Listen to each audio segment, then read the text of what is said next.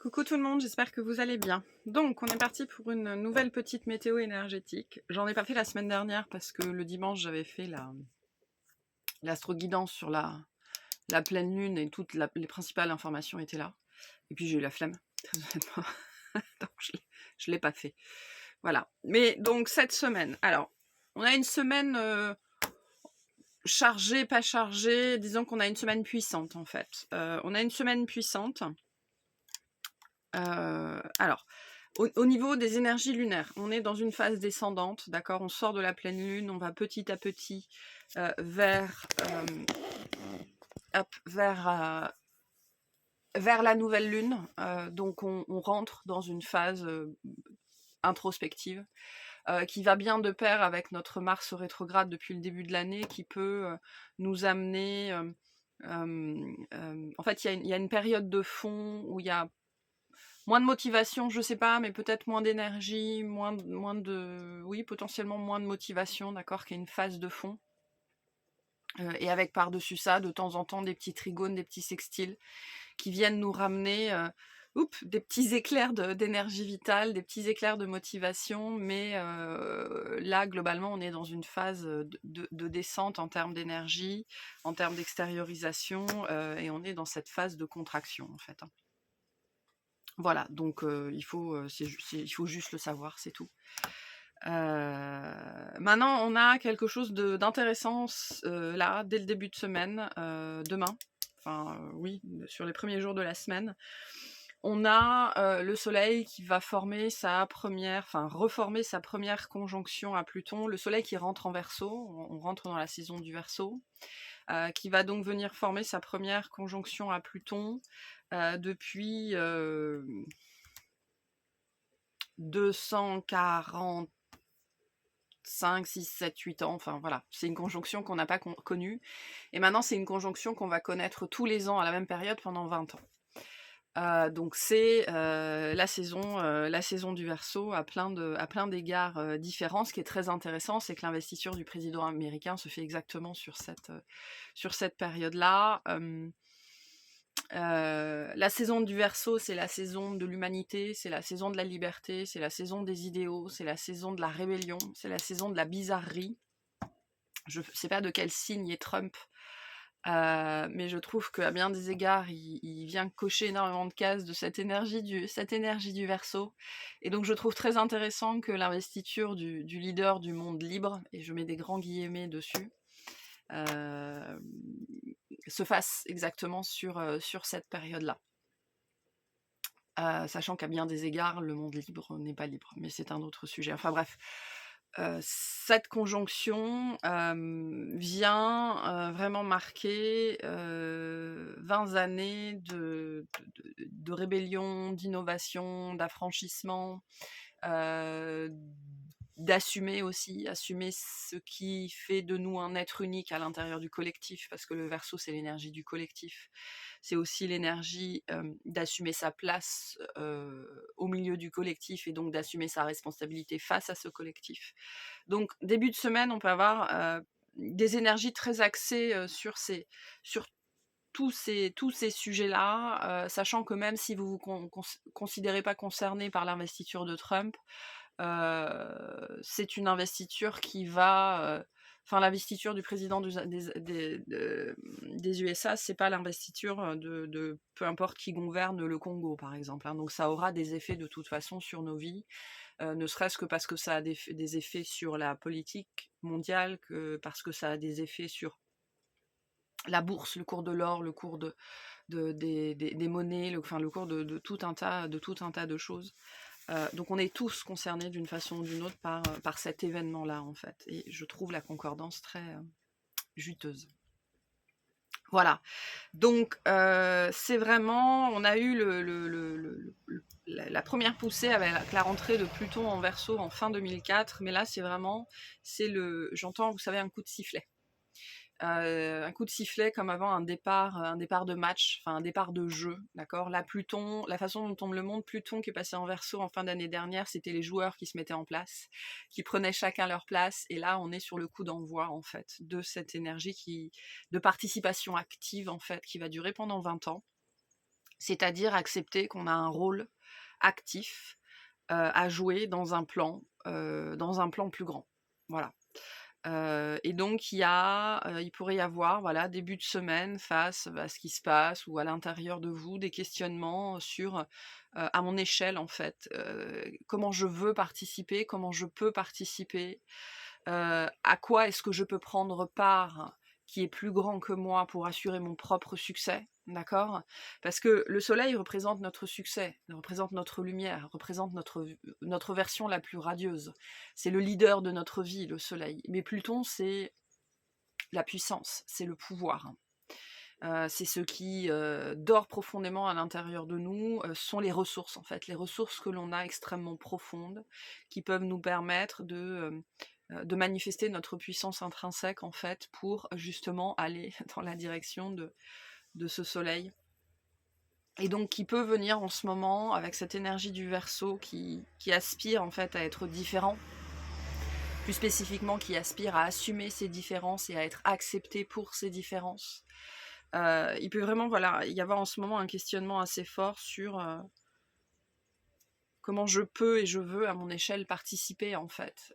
C'est-à-dire quel rôle moi je veux avoir, hein, quel personnage je veux jouer dans cette partie de jeu. Où est-ce que je refuse de jouer en fait. Il peut y avoir des questionnements comme ça. Donc des questionnements sur qu'est-ce qui me gouverne. Qu'est-ce qui me gouverne?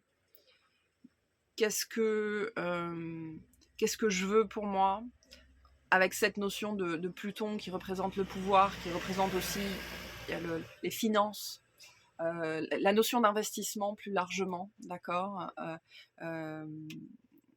Qu'est-ce que j'ai à investir? Alors, je peux avoir de l'argent à investir, je peux avoir du temps à investir, je peux avoir ma concentration à investir. C'est là que réside mon pouvoir, en fait. Mon pouvoir réside dans ce que j'ai à ma disposition, que je peux investir, peu importe ce que c'est. Et donc, où est-ce que je place mon pouvoir? Où est-ce que je choisis de placer mon pouvoir? Quels sont les résultats que j'attends? Est-ce que les résultats que j'ai sont à la hauteur de mes espérances? Est-ce que les résultats que j'ai sont à la hauteur du soleil que je vise, du soleil que j'aspire à être, etc. Donc on peut avoir des choses comme ça vraiment en début de semaine, qui peuvent être désagréables, hein. Ça peut être désagréable si on n'est pas aligné. Ça peut être désagréable si on est toujours les deux pieds profondément dans la glaise de la peur. Ça peut être désagréable si on est dans l'hypocrisie, si on est dans la mauvaise foi envers soi-même, hein. Envers les autres, on s'en tamponne, mais si on n'est pas en phase avec soi-même, ça peut être un peu désagréable. Donc, ces énergies-là de début de semaine viennent, mais qui vont durer 20 ans, hein. Qui vont durer 20 ans, viennent questionner en fait vraiment la place qui n'est pas prise. La place qui n'est pas prise via l'idéal qui n'est pas assumé. Parce que le Verseau, c'est aussi l'idéal, c'est l'idéal que je veux être et que je veux vivre, avec cette ambition déraisonnable d'être accepté pour ça en fait. Voilà, donc ça peut venir questionner beaucoup de choses. Ça c'est pour le début de semaine. Maintenant, début de semaine, comme je parlais de Mars rétrograde, donc il y a cette énergie de fond, hein, qui est lente, qui peut être assez lourde, d'accord? Milieu de semaine, on a notre fameux Mars qui va former un sextile à Uranus, qui est en Taureau, donc Mars est en Cancer. Ce sextile peut venir justement apporter un peu de légèreté sur cette lourdeur qui est là. Il pourrait y avoir un petit peps de motivation, un petit coup de peps comme ça. Et il pourrait y avoir en milieu de semaine des délais ou des retards qui s'arrêtent, qui s'achèvent, ou une certaine stagnation, d'accord, quelque chose qui va potentiellement pouvoir reprendre son cours en milieu de semaine. Donc ça, on a une petite bouffée d'oxygène en termes d'énergie, qui va durer quand même globalement sur le reste de la semaine. En milieu de semaine, on a aussi Mercure en Capricorne qui forme une opposition avec Mars qui est en Cancer. Communication difficile sur l'axe Cancer-Capricorne. C'est-à-dire, ça peut concerner la famille, ça peut concerner la carrière, mais c'est l'axe Cancer-Capricorne, c'est l'axe de l'évolution personnelle. Je suis partie de là, je veux arriver là, et c'est tout le chemin que je fais entre deux, en fait. C'est l'axe du nadir et du zénith, c'est mon point le plus bas à mon point le plus haut, et c'est le chemin que je fais pour aller de l'un à l'autre, et donc c'est ma propre évolution en tant qu'être incarné, c'est ce chemin de l'enfant au vieillard. Et donc il pourrait y avoir sur tous ces sujets-là, d'accord, selon votre placement maison 4, maison 10 et Cancer, Capricorne dans votre thème, c'est des énergies de tension en fait, c'est des énergies de tension, de friction, de conflit, de confrontation, mais c'est avec Mercure en Capricorne potentiellement une bonne période si on a une communication apaisée. Sinon, il vaut mieux se taire et attendre de se sentir mieux en fait. Mais si on est capable d'avoir une communication apaisée, d'avoir une communication non violente, ça peut être un très très bon moment pour justement avoir les conversations nécessaires, que ce soit avec les autres ou avec soi-même, pour dénouer des tensions latentes. Là, on parle de choses qui couvent peut-être depuis un moment, si c'est conscient, ou de choses qui remontent en fait, et qui sont à l'intérieur de nous depuis un certain moment, et qui créent en fait comme ça des nœuds, des tensions. Donc ça peut être un bon moment en fait pour aborder ce qui fâche, si tant est qu'on soit capable d'avoir une communication au minimum non violente, au mieux apaisée et apaisante. Et on pourrait avoir en fait milieu de semaine une grosse résurgence d'émotions non exprimées en fait sur cet axe Cancer Capricorne, maison 4, maison 10.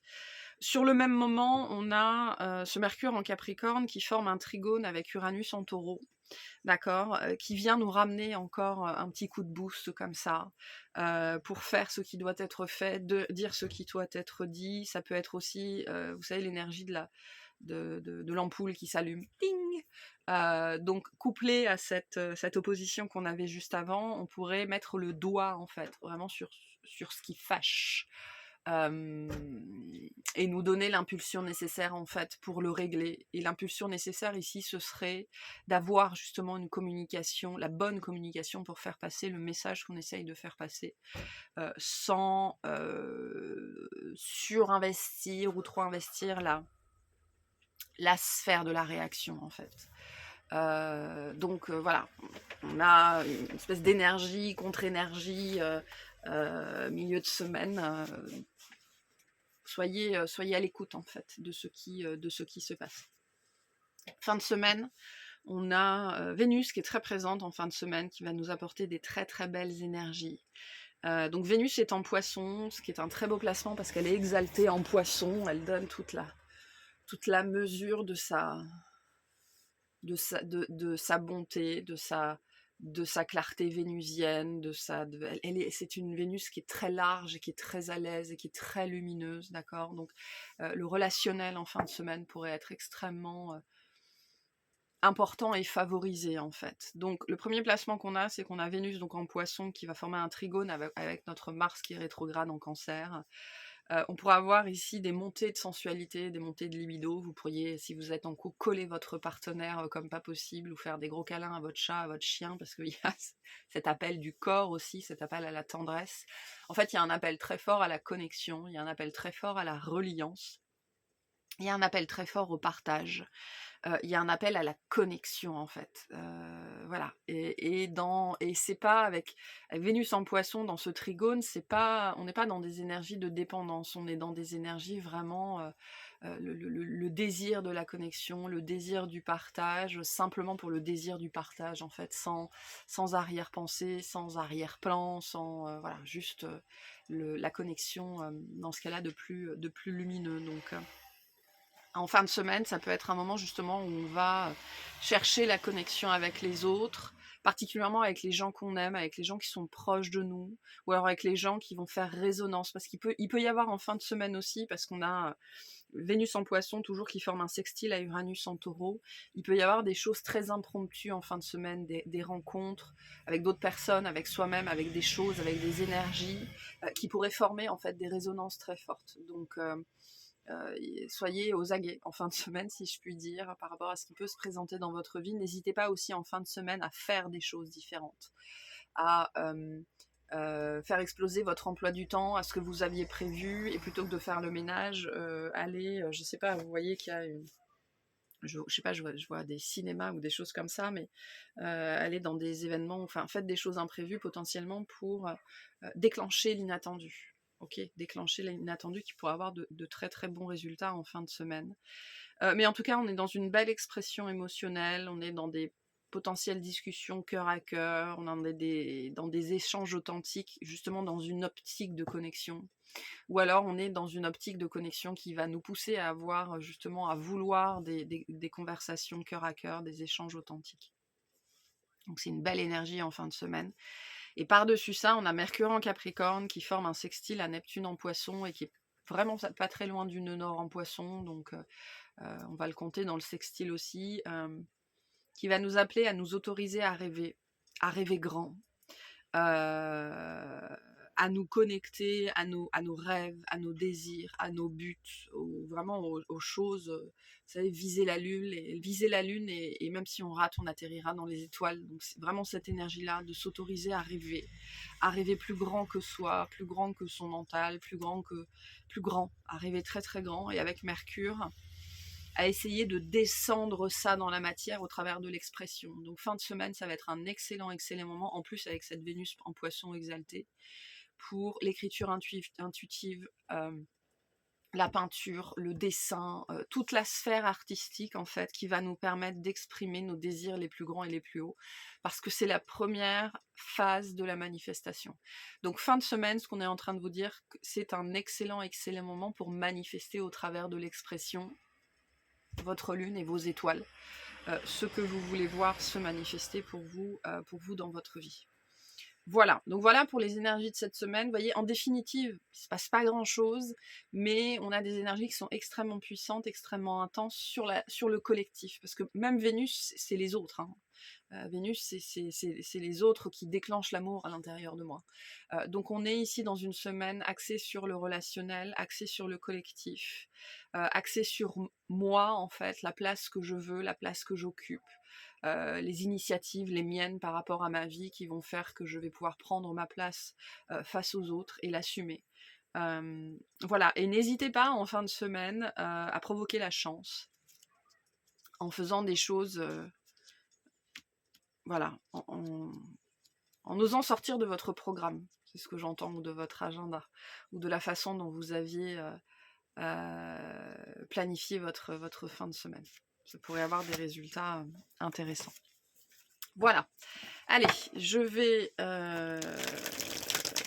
tirer quelques cartes. Je vais tirer 3 cartes de l'oracle des Médéors. Pour cette semaine, et puis on ira faire dans l'extension le message des guides, et on ira chercher des précisions. Alors, on a le lien de vie antérieure, on a les fausses paroles et les mensonges, et on a les combats. Donc on peut... et en dos de deck, on a le travail ou l'entreprise. Donc pour certaines personnes, on pourrait avoir... c'est peut-être là qu'il faut regarder, parce qu'on a quand même l'axe Cancer-Capricorne qui peut nous parler beaucoup de la sphère professionnelle ici aussi. Donc on a bien une résurgence en ce moment avec le lien de vie antérieure. On a une résurgence, quelque chose du passé, quelque chose de profond, d'accord, qui n'a pas été exprimé, qui n'a pas été dit, qui a été caché, ou qu'on a choisi de cacher, ou alors des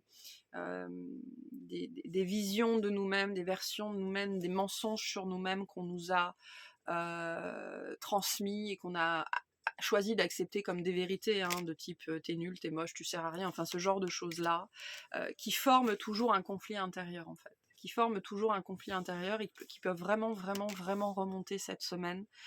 Donc soyez très attentifs sur le milieu de semaine, sur ce qui est en train, mais on doit déjà le sentir, hein, ce qui est en train de remonter un petit peu comme ça, sur les les visions de soi, les versions de soi, et particulièrement avec la carte du travail en dos de deck sur ce qu'on est capable de faire, ce qu'on est capable d'achever, et dans la société, hein. Donc le Verseau, c'est ça, et comme on a pas mal ce Mercure en Capricorne aussi, cette semaine, la notion de la société, et de ce qu'on est capable de réussir ou pas, des capacités qu'on a ou pas, pourrait vraiment être questionné en fait cette semaine sur notamment cette notion du mensonge, ce que l'on croit être capable de faire, mais surtout ce que l'on ne croit pas être capable de faire. Et donc il y a une tension intérieure comme ça qui peut vraiment remonter, hein. Derrière, on a la transformation et la paix intérieure. Donc le but étant ici de transmuter la peur face à une capacité, une compétence, une place à prendre dans la société, sachant que c'est lié à un idéal. Voilà, donc vous verrez comment ça vous parle. Et le conseil de cette semaine, foncez. Voilà, vous avez quelque chose à faire, allez-y, faites-le. Voilà pour ce message pour cette semaine. J'espère que ça vous aura parlé, que ça vous aidera, et je vous souhaite une excellente semaine. Bye bye.